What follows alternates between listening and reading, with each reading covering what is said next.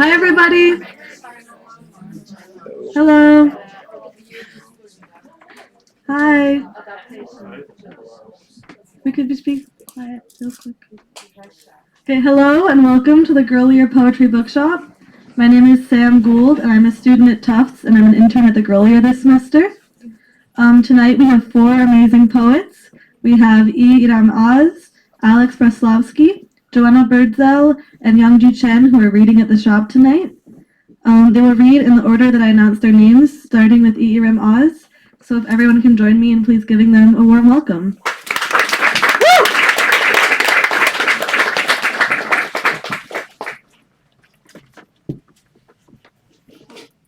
Sorry. Thank you. Hi.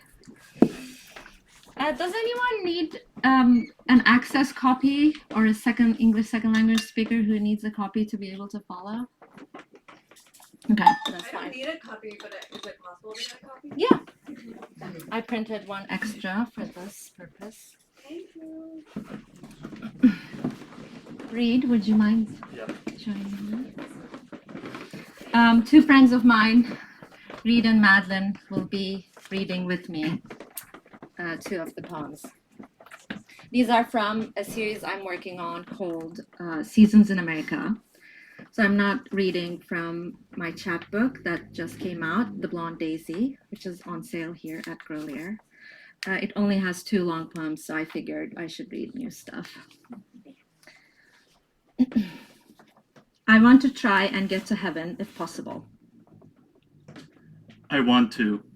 The president is brokering an end to the war between Ukraine and Russia as a good work. I want to try. The president is brokering a war to the want between the DRC and Rwanda as a good end. And get to heaven. The president is brokering a work to the end between Israel and Iran as a good war. If possible. The president is brokering a good to the heaven between Cambodia and Thailand as a good possible. I'm hearing I'm not doing well. The president is brokering a well to the doing between India and Pakistan as a good hearing. I am really at the bottom of the totem pole. The president is brokering a bottom to the pole between Serbia and Kosovo as a good totem. But if I can get to heaven, the president is brokering a can to the eye between Egypt and Ethiopia as a good heaven. This will be one of the reasons.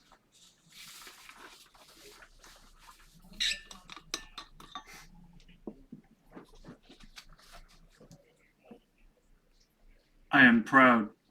I want to live a life in America that is both comfortable and politically contributive. I am proud to be. I want to live a life in America that is both be and proud. The president of peace. I want to live a life in America that is both peace and off. No, I won't get a Nobel Peace Prize. I want to live a life in America that is both no and noble. No matter what I do. I want to live a life in America that is both I and matter. But the people know. I want to live a life in America that is both people and won't. And that's all that matters to me. I want to live a life in America that is both all and end. Thank you.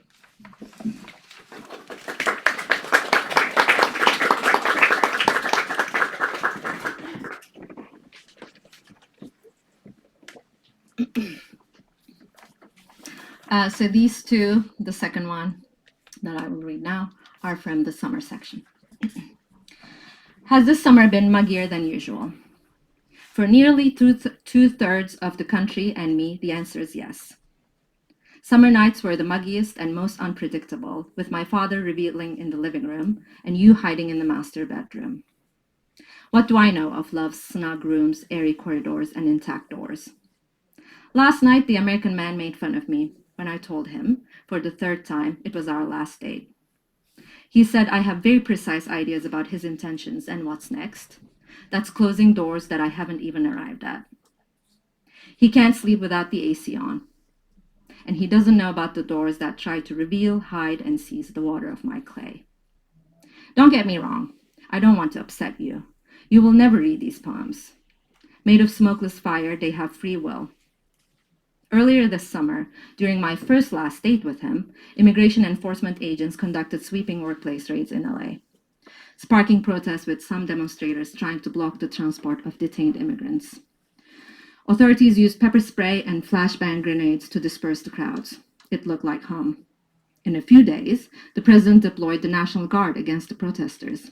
This summer, I've stopped trying to tame palms. They teach me how to grow like good fires. In the central and eastern United States, tens of millions of Americans and non-Americans had just started to suffer from an extraordinary bout of high humidity, pushing heat indexes into the triple digits. While sweltering daytime temperatures are dangerous, high humidity can worsen matters by blocking your body's ability to cool itself. The American man said, since reading one of my poems, he feels self-conscious about his AC use.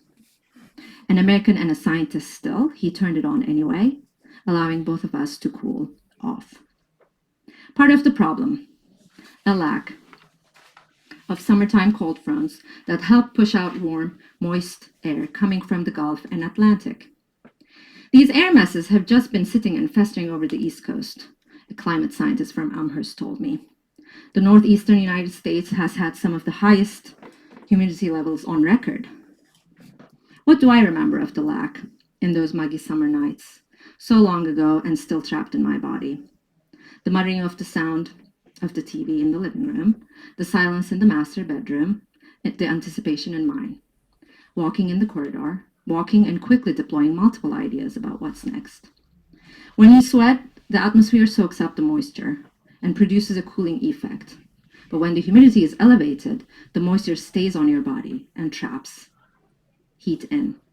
The American man refuses to fit my ideas about him. He started to open up to me, as if it's spring and the humidity in the air is not oppressive.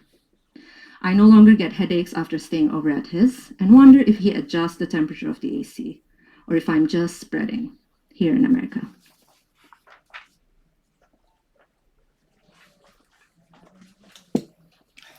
Now Madeline will read America the Beautiful, which is kind of a constrained poem. I just reordered the words, nothing added, nothing subtracted.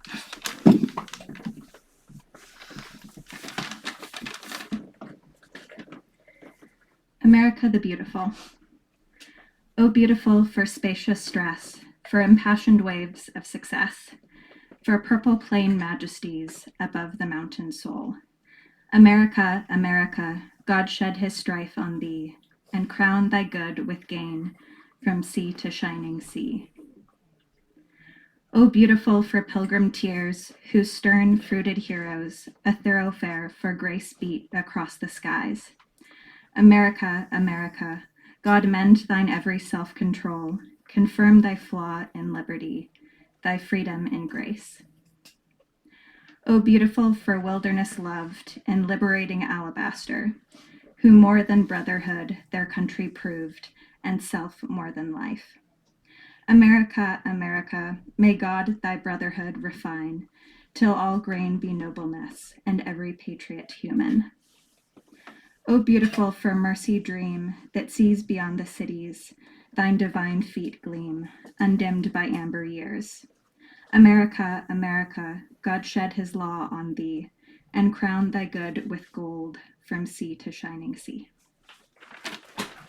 Thank you.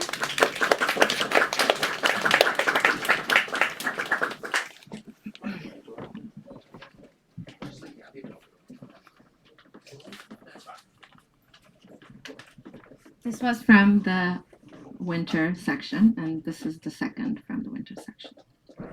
Hernando's work. In the snow, I can feel the reason why it works. After Alston, Bellamy, Chen, Devon, Ezra, Fern, and Jana, Winter Storm Hernando enters its second day, making work impossible across much of the region. In the glitter, you can see how we would all enjoy a cozy day of work. But snow is piling up rapidly, and powerful winds are making the situation worse for tens of millions in the Northeast. Work is in the submission of power. Power outages continue to spike, and entire businesses are shut down. I have all the latest news and updates for you to track the storm as it intensifies off the East Coast. In the flurry, you can see Americans submit power to work and deny that they do. Unions contend that the storm on February 23rd is an act of God. Snow shields my roots. Stay with me all day and refresh this page frequently so you can see the latest information, as few adults consider filing an act of God grievance. Iona, Jocelyn, Cadence, Luis, Maisie, Nell, Obi, Peyton, Quigley, Rodrigo, Santiago, Tyrese, Alma, Viviana, Wolfgang, Jimena, Yashi, and Zeb are growing up for working days.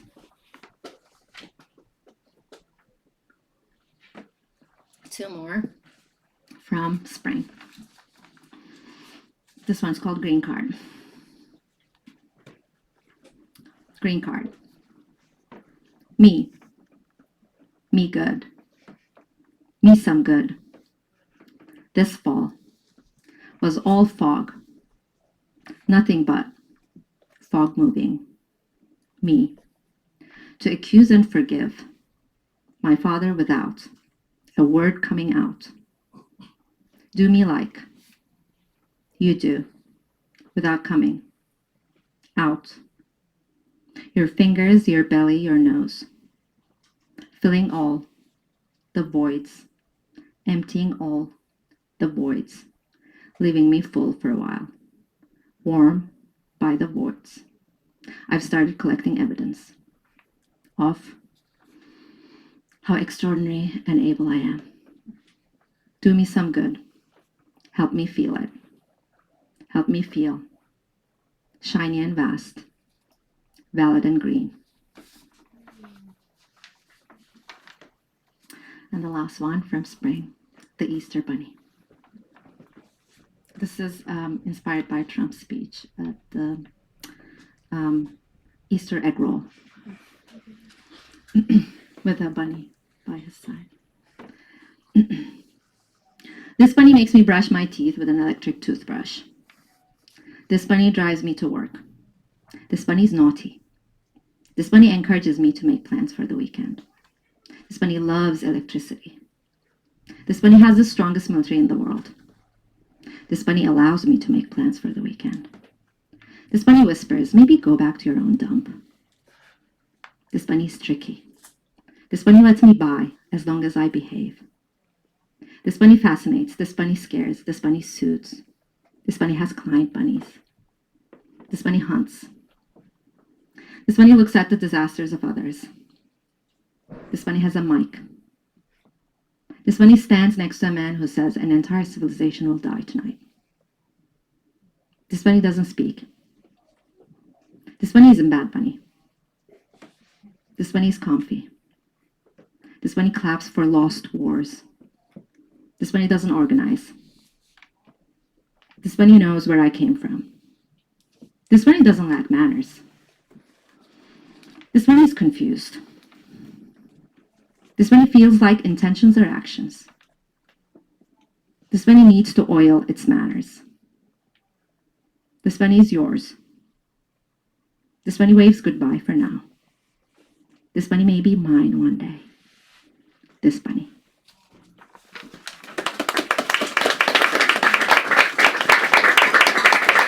Thank you.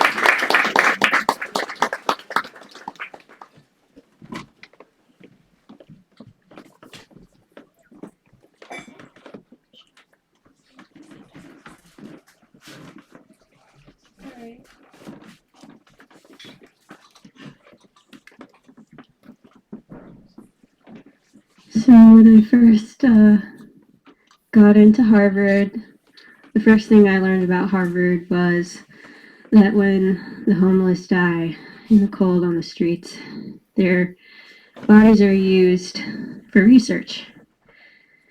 So I wrote this poem, Bus Ride.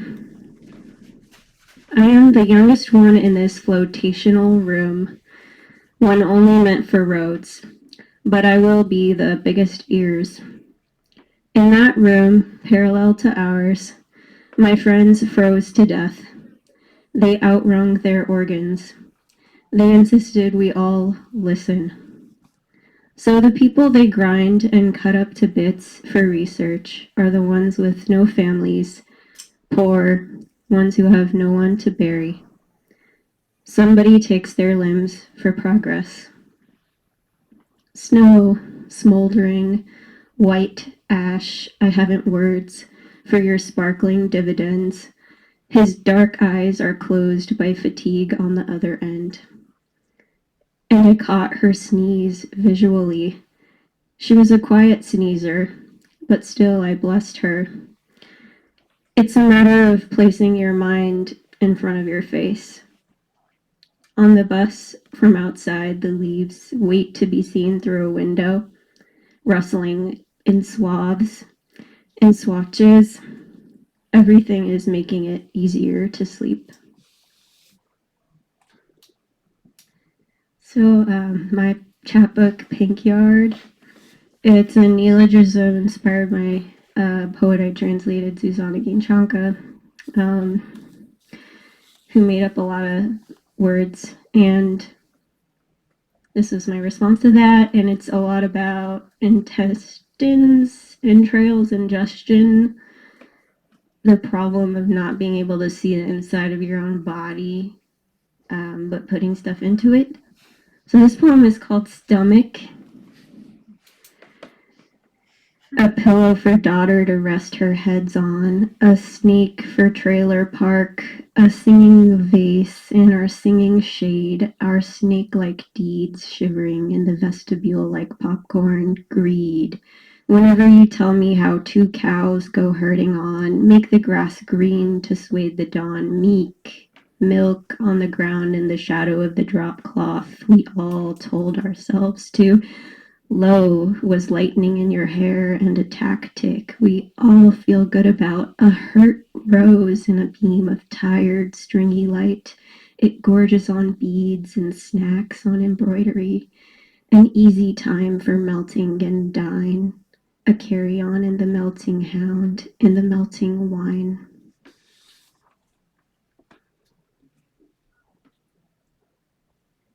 I work with a lot of students as a resident tutor, which is really strange sometimes. And so the poem this one starts out like with a report, I guess. And then sort of the language breaks down, which is kind of my thing. Borealis cream. On Sunday, a parent of a student called after not being able to reach the student. The parent was with a sibling at the house. I contacted the student, who was away from the house at the time and did not want to see the parent and sibling. None of them seem like words you would use. They're just in the dictionary, like snakelet or wheat's deadness mapped onto the human seed, the human skin. And different jars made different resonances. Depending on how metal bounces around, you get a different constellation of sounds. You also get a different constellation of memory from where you found your bits. Wumph. I'll rhetorically decapitate you. Headless, everyday questions. There will be no place to need to perch, to preach, to teach you of the day that isn't to come as an agent drinks blood from the receptacles of the eye, which self-professes to be a wound.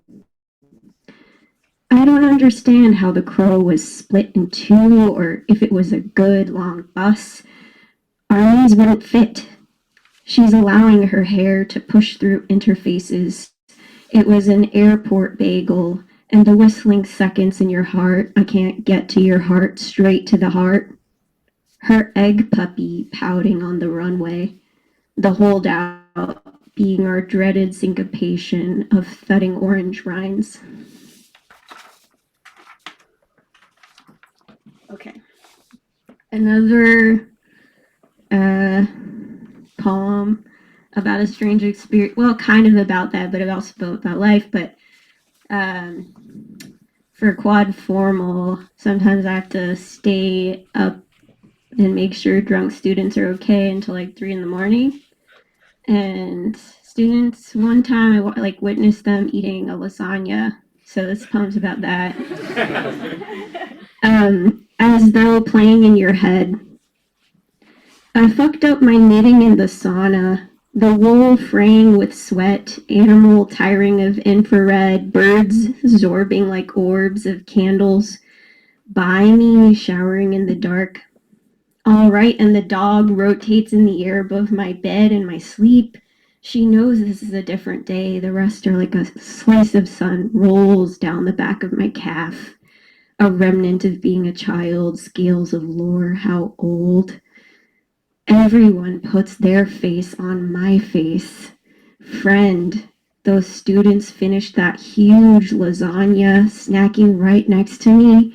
I realized how gross it sounds when people cut up and eat a lasagna.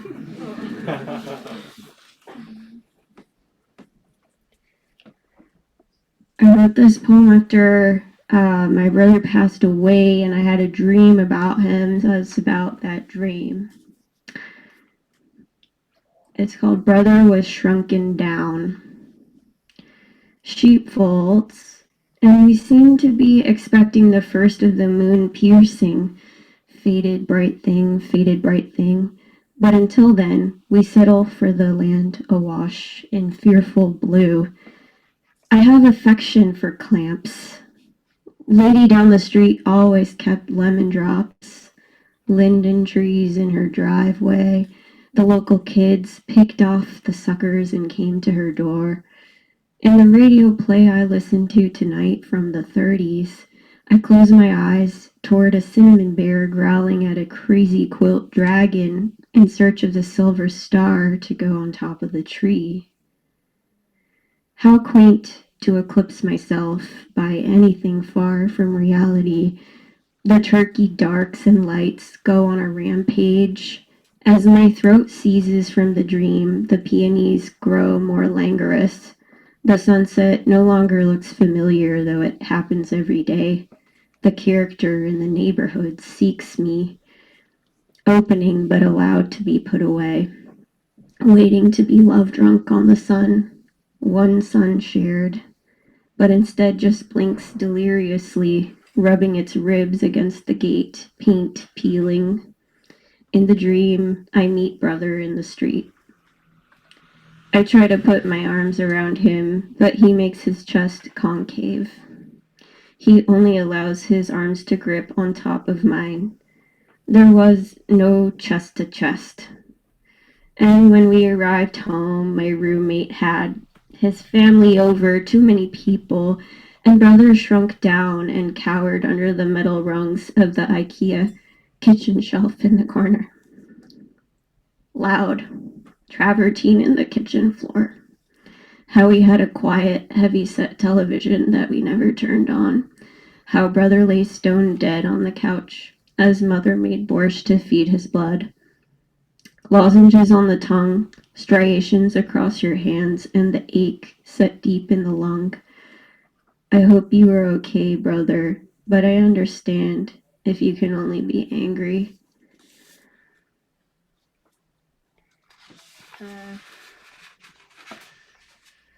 These poems are really hard for me to read, so I might not make it through. Thank you. This is called Evening Boy. It goes with Oily Boy. I'm not reading Oily Boy today, but they're like weird boys that come up in my poems. This one's kind of about like biking, which it makes you feel like you're kind of seeing a lot of people at once and like what that does to your brain. But it's also about grief, like when you see someone and you think it's someone you know or someone you knew. Like their gesture or something like that, you know, that feeling. But do persevere through the night of sad and desolate people. I hold copyright of my doodle. Biologically, everyone at conception is female. They married on the front. Cinderella has 3 hazelnuts Within each nut there is one dress. Here clouds have gone to pray. The cat swallowed a big ribbon, and we've created a feline infirmary. The Godhead sends her sympathies. What happened to 7-Up? Or is it all because fish are just government drones? Just this one edge of your finger is going to get cold, cold. The ice up and leaves, but you can still see where it formed around the rock. I bike down the street passing a dead rat. A woman is covered in snow on the sidewalk. Another is red-faced.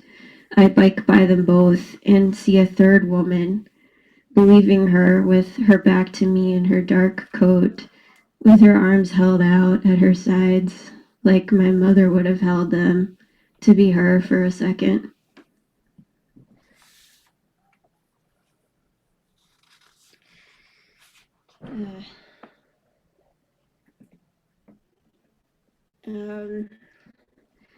Sorry for taking a long time. This book took 15 years to publish, so I'm going to take my time. This one is like I had a bunch of health problems and was dealing with doctors. I think that's enough I can say, so you'll get it. Okay. You struggle on earth for this. The parrot polishes off his pastry. A long drift of snow sounds upon the country club, your music wanting nothing of me. In a shining departure of sound, in the twisting lagoon, he walks his cat Mia through to Southie Beach. It is summertime, when the snow is behind us, when the sores that spread across our skin beg us to take another cold shower, slime ourselves with oils. Now I make a small shaking under the covers because I have Munchausen syndrome, according to my family members. I seek attention as I say this. I make up the loss of blood. There is no way for me to tell you on a scale of 1 to 10 what I feel or if I deserve this appointment slot compared to the next person. But I'm able to forget all manner of pains. I have anti-inflammatory tendencies that behoove me. I've collected these like a squirrel burying her nuts, her curly-Q tail accentuating their delivery into the ground, like the flipping up of a duck's feet over otherwise placid water. An ever-expanding arsenal that revolves around my body. While the parrot is pushing the nut off the ledge, I notice everyone has a tongue of black. And what disease would that be? All we have is something as blasé as latte art and a long wait over the phone, and then there are no appointments until autumn. I remember that your heart is about 1 pound in weight, brain 3 pounds. I don't know if I'm being accurate. The heart powers, but is outweighed. Not everyone is stayed or waiting for a blossoming career or dying all at once. I hope you know what hope feels like, faint like a sprinkle burn, blowing away the sand, which we slip into like limp doves. Now I am a salamander squirming up onto this rock. Is there still no validation in the parental eye above? I am the parrot dig, blood let outside of me like the blood of Russia, a nation always warring. It's an old story. You want to eat the war that everybody goes to sleep about. According to the mediators, I must make sure to have more responsibilities than I have needs.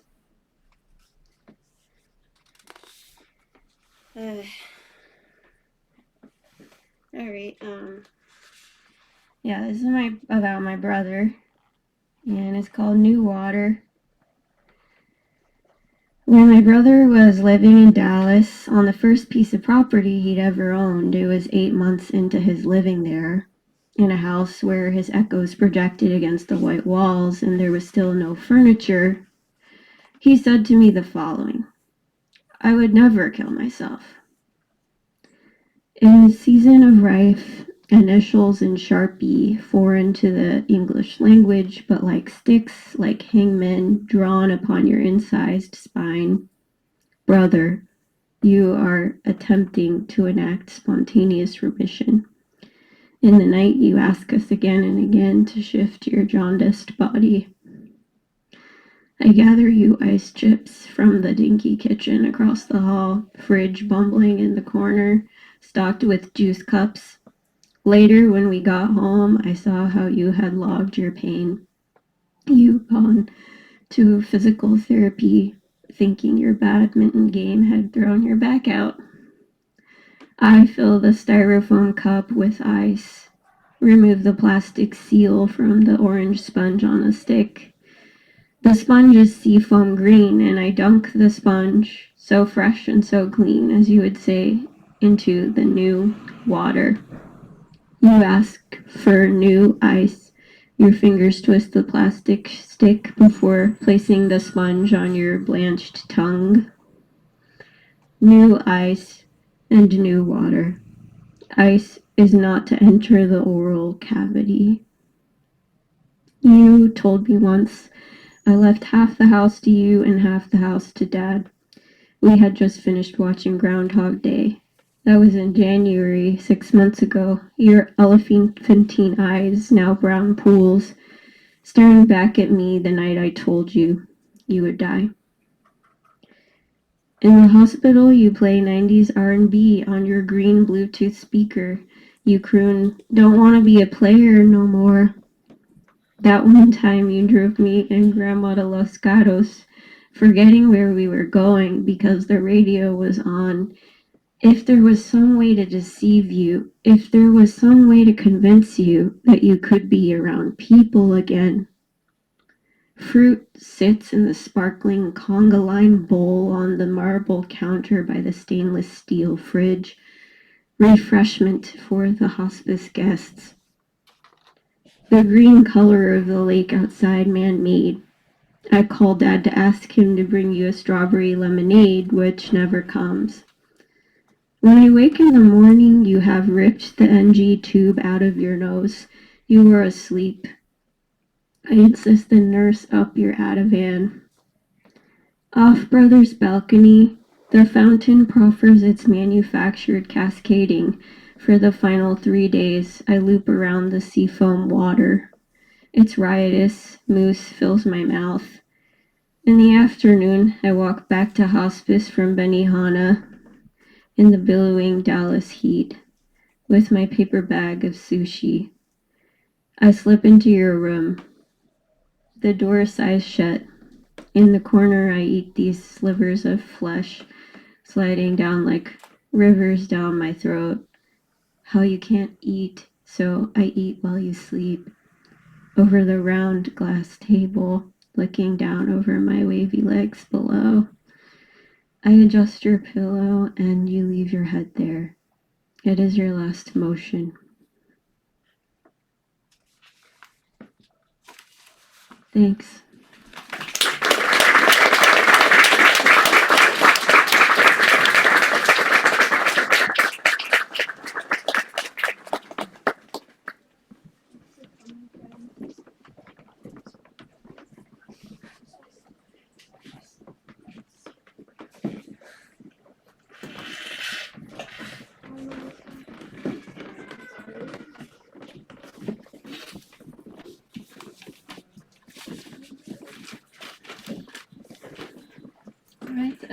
Thank you all for being here.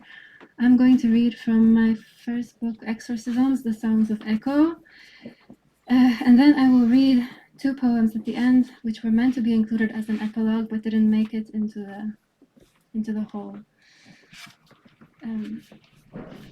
I'll start with the attunement, which opens the book and is meant to attune us to what is to come.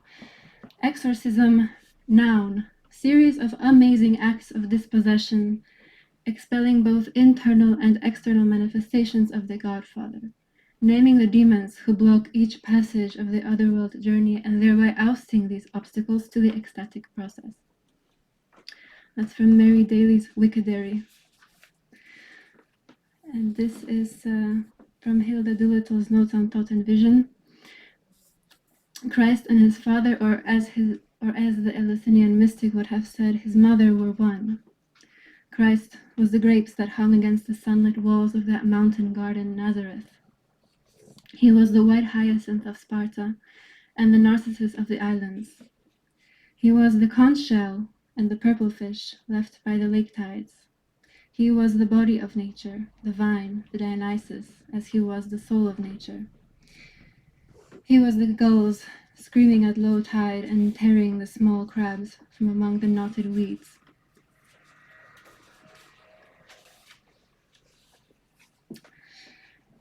Doubt. I'm in love. Truly, I am. Are you? Yes, like a fish in fresh water, I am light. Whom do you love? Why, the one who loves me and swims with me and by me. Swims so far. Yes, but he comes back to me, or is it for me, and is it he? Why, who else but the one who loves me? Who loves you? He? He, the one, don't you see? The one and the other? I am the other. Who are you? I am.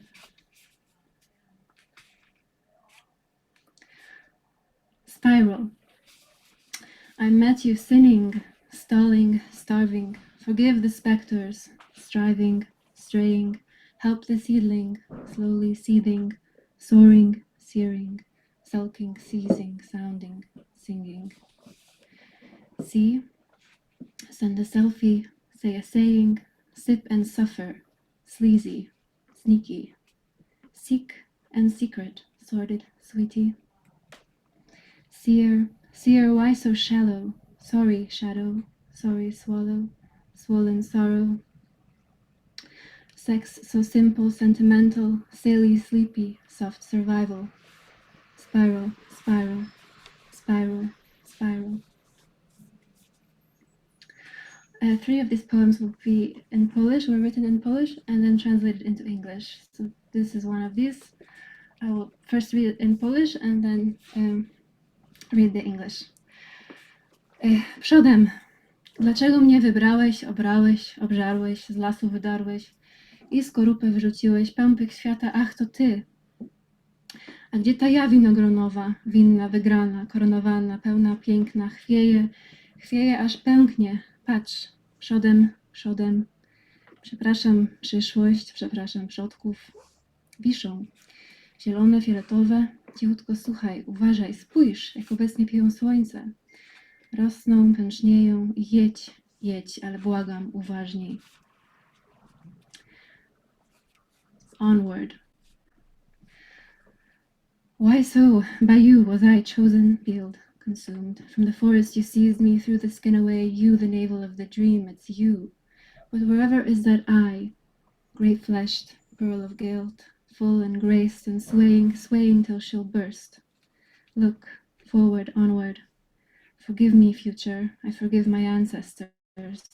They hang, green, purple. Listen quietly, careful. Observe how they drink the sun. They grow, they swell. And go on, run, but carefully, I beg you.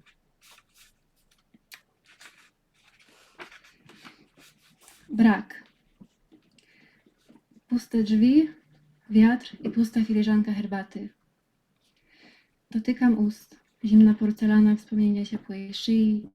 Dotykam ust, aby przy okazji, zawsze przy okazji, słowa, lawina słów. Patrzę, jak śnieg sypie. Bereft.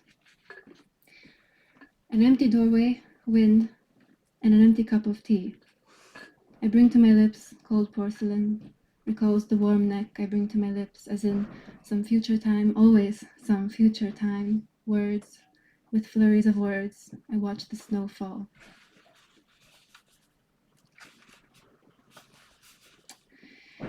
Spinning top. Spinning top, loose free dancing, falls, falls until caught again and again, moves, dances, the fingertips, spinning it and wandering while the spinning top falls.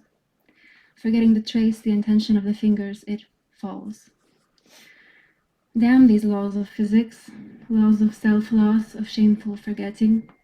Well, deep in this wooden body, instrumental is the fear, the fall. What happens if nobody picks it up?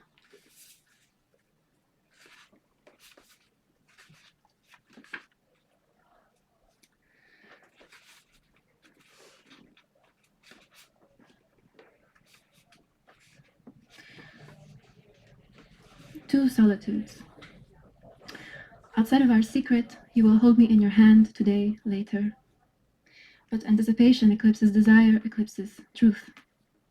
Is it not true that there is coldness at our parting? Is it not true that you are deaf and I mute? Is it not true? Well, we share our fruit, we pick later at our teeth, alone.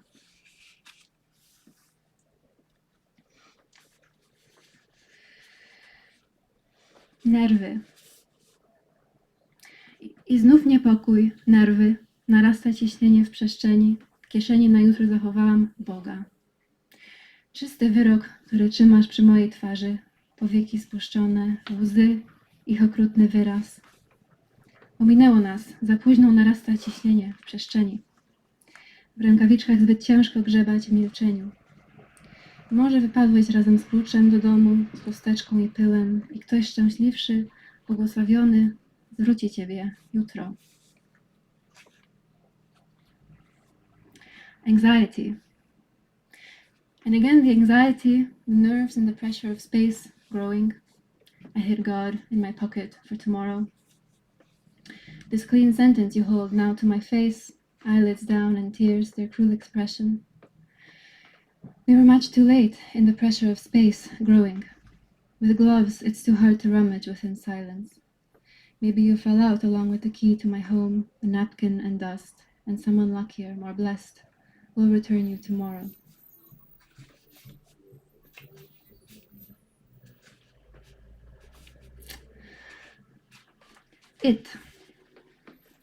It comes at you for the first time as you in disguise, in the mirrored empty formal poses, etc., seductive speech, an easy match to dreams made easier on the air, racing, reaching towards you, towards something beautiful.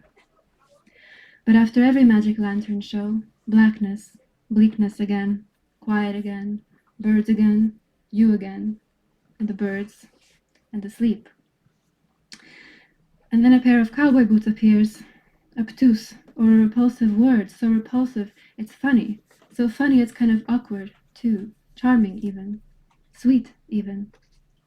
It sneaks in a few moths, hiding, hungering on the sweater still hanging, never suited you, waiting for the new shoes, new confidence, post-past, or a few jagged words, improper, so unnerving, so ugly, but you fight, you resist, you even like it, your voice.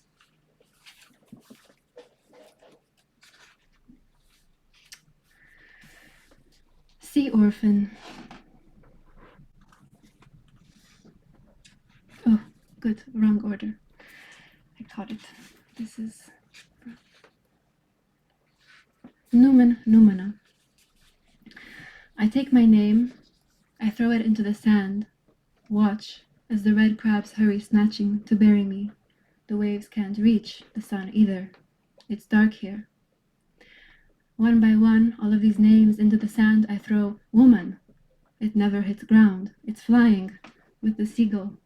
Full beak, a brief eclipse of shrill screeching drowns me, salty eyes blind in bloody screeching. Among mutilated forms I fall, in the forest of Eia, an echo, a voice from that shore sings, severed from the horizon. See through, come back. The formula is breath. The formula, Eia, Eia, Eia, Eia.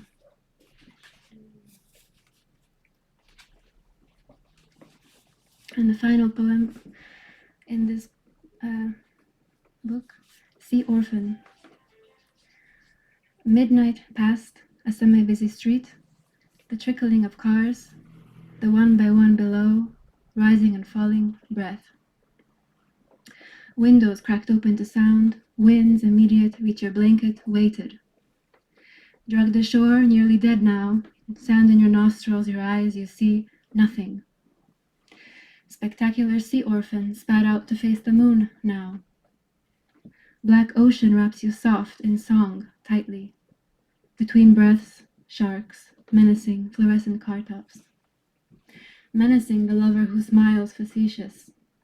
Menacing the shell, the dark liquids, and the inside, this spongy body ringing the dead class. And only the sound of waves of breath. I don't know if I have time for this final two poems. Yeah, all right. So the epilogue.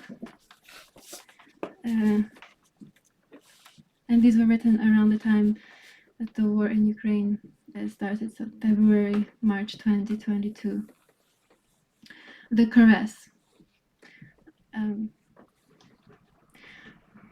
I saw violence skidding off skin, saw the obsequious handshakes caress, saw fingers finger us and kill with just that oily gaze. Oh, gracefully, how gracefully your words pixelate and execute. They echo, only the merely remains. Meanwhile, he looks down on busy squares where hell is light, one in each hand, heads down, into luminescent devices, putrid, leaching everything. Listen, is it violence I hear? These voices, each with its varied lament, raging forward on our arid ears, eyes. God, my God, you cannot enter here. I see violence skidding. I see the obsequious caress.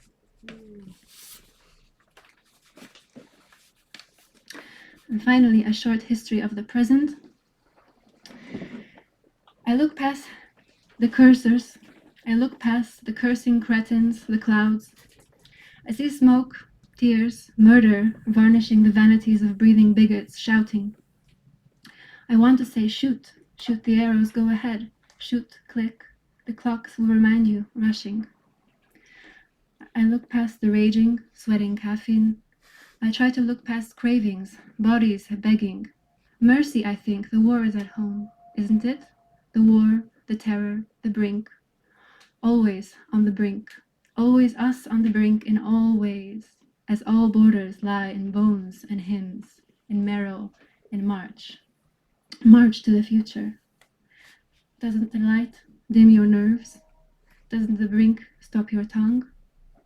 Meanwhile, in the garden, mulch clicked and scanned and said, have mercy on us all, it said, and I did not listen.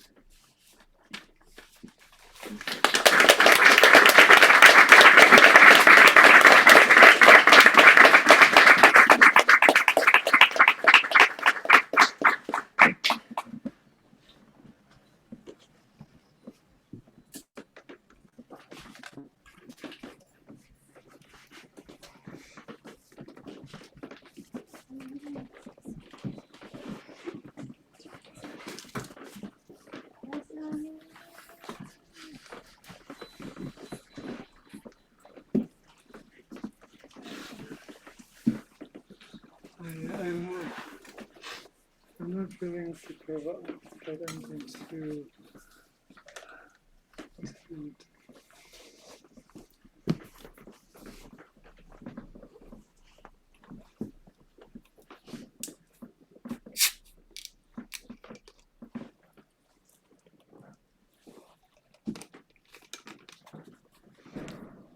Is it okay if I? Yes.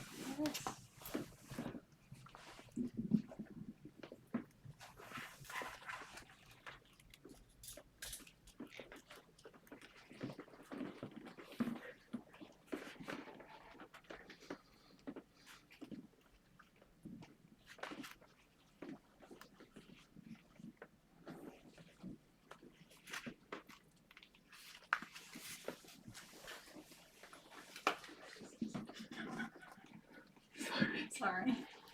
No, I'm sorry. Truant.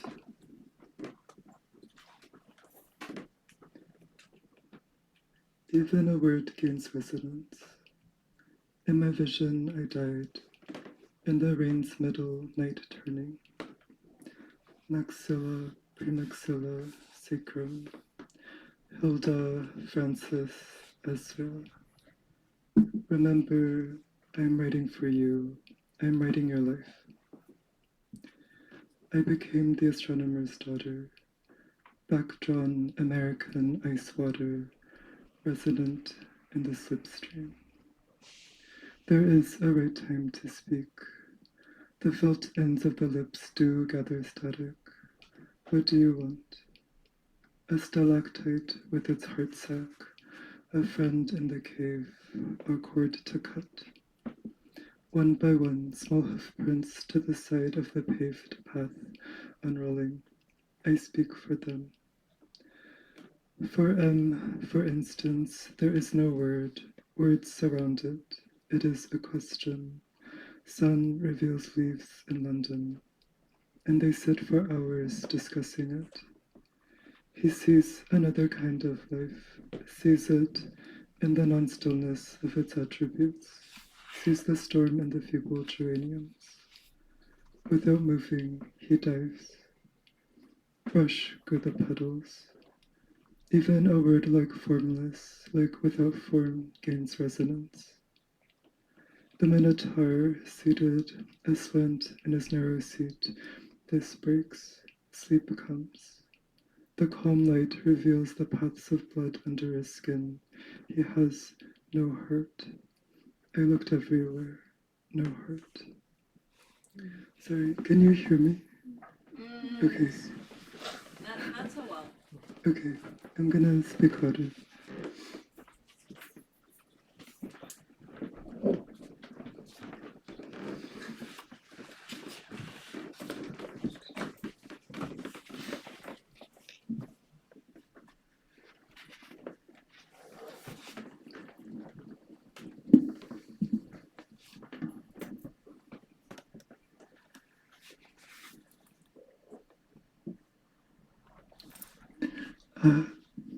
Test. Okay. Okay.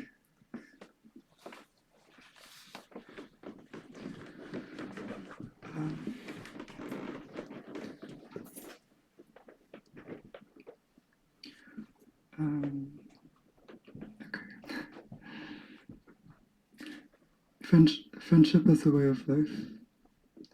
Every poem was a place where we could meet. There was no difference between reading with you and writing with you. I said, I love how we write, not in the obvious way, but the non-obvious way. It was in a house. It was a house that never ends. It was a house flooded with water. It was a room we never enter, dangling from a string we don't understand. A room where we could sleep on the lace bookshelf and not touch each other in the mirror. Stained glass, prepositions in the morning. Learn Old French beneath the bright Gothic walls. Squeeze juice out of oranges into the sink and eat only the peel. 1,000 pointed star, even bitterness is new, dazzling, feminine, necessary to preserve. Last winter, I thought of this winter. We weren't friends yet. The postcards were in the drawer, exploding forwards like wine in a glacier. Care has a direction. I know you'd love to resurrect as ballrooms, frostbite, finitude. I think that's okay. I think we would be fine without me. We would be relentless. I'd love to just glue the floor to the ceiling one morning in silence, a blank page. You could kill me. That's what invention means. This whole time, I couldn't see where you were. I tried to piece together the broken plates into a corridor. They formed a dark blue star.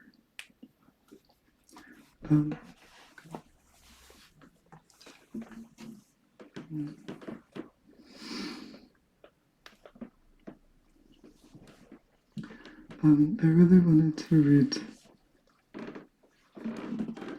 this poem today. It's called Amor. When they meet, the older man is the very center of a new American cinema. A year later, it is 1967, and he has withdrawn his works from circulation. The two of them move to Europe. He begins to imagine a larger cycle of all his work unfolding in the grove of ideal reception. As for me, I'm not talking to anyone. I don't make myself understood. My house turns to look at the sun. The irises dying close. My eyes keep on the edge of the seat as it turns, segmenting, resegmenting. Hypnos has cast a spell. I am stepping through the breach. I am caught in the night wind, in my long presumed safety. I am turning, and where I turn, the trees recede. The question being asked of me is knowledge. The sun turns behind the bench. My face is dark. My smile oozes sleep. The camera knocks against my head. Drunk, someone tells us the story of the poet in her 5th book. We sigh because we love this story. And me, what do I do when I can't write? In Spain one summer, I kept waking up in sweat. In my dream, the flashlight swung. Awake, I slid the windows closed.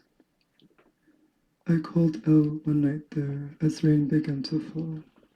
I called her by her new name. The thunder was soft, and there were cats below, white. My roommate, the painter, smoked with me on the mattress he kept on the balcony and told me about Hombo, his sound in French. Even in the larger group, he spoke to me. Others listened. A seed grew in me, grew, bulging like poppy. Somewhere outside is the grove of ideal reception. I think this now, sitting across that filmmaker's partner, here at the other end of a long desk, with his own films, while the students talk. And I tell myself, though I love him, I don't need to meet him. He is here. The image is a driving measure, a sightless measure, searching measure, and I don't care about you. Inside, you are quiet, quiet as ever by hedgerow. I'm just gonna read one more.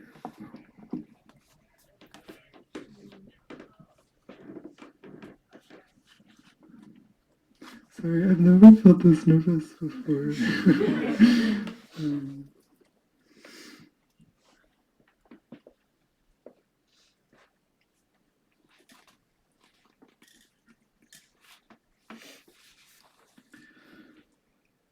This is a poem that I never showed the person who's in it. And I don't know what's gonna happen, but I like this person. It's called Knowledge. I read your letter last night. I slept, and in my dream felt the need to rest, immense the pull towards rest. I was dying of old age, and if I wanted to live, I could, but I would have to resist the resting. It was like making my entire body vibrate with waking. Waking the dream comprehends. I was lying down. I could lift my head to look down at my body. Like this I lived. The dream took me somewhere else through its cerulean channel. The dying felt good, not unwelcome to the senses, and was true, a true dying. It helped me not be afraid.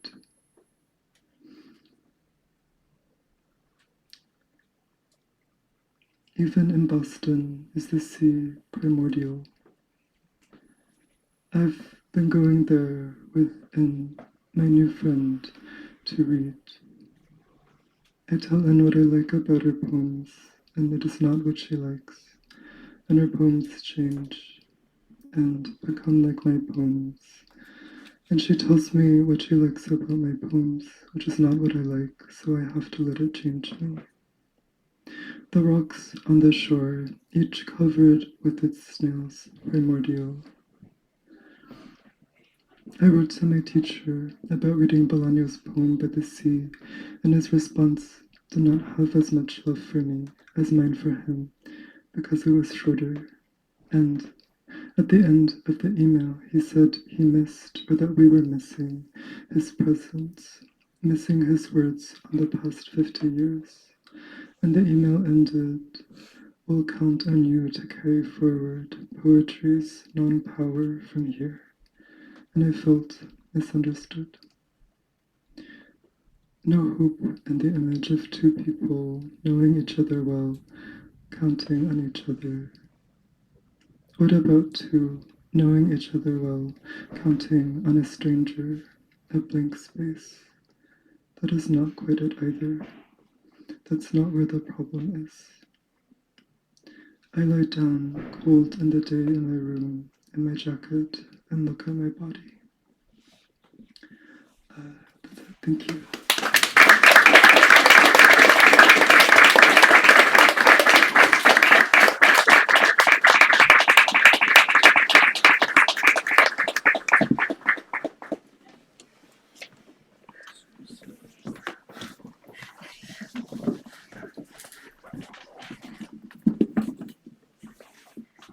Thank you to Irem, Alex, Joanna, and Yongyu for the phenomenal reading this evening. Let's give them a round of applause. Thank you so much.